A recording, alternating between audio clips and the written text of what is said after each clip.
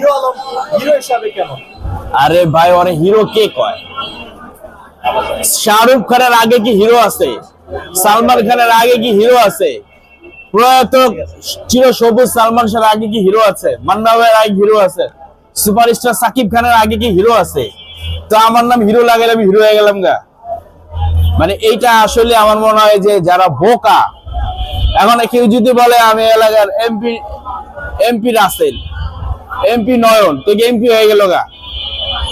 তো এই যে বিষয়গুলা যারা করে আসলেই তারা বোকার স্বর্গে বাস করে। আর আলমরে আমরা চিনি যে তো কমেডিয়ান বলা যেতে পারে, একজন কমেডিয়ান। ও কিন্তু কমেডিয়ানের যা করে সব কমেডিয়ান প্যারোডি গান করে। যেমন আমরা কমেডিয়ান পেয়েছি চিকন আলী ভাইকে, তারপরে দিলদার ভাই, আরো অনেক অনেক কাবিলা ভাই। কমেডিয়ান হলে ঠিক আছে, কমেডিয়ান আলম দিলে ঠিক ছিল, কিন্তু হিরো আলম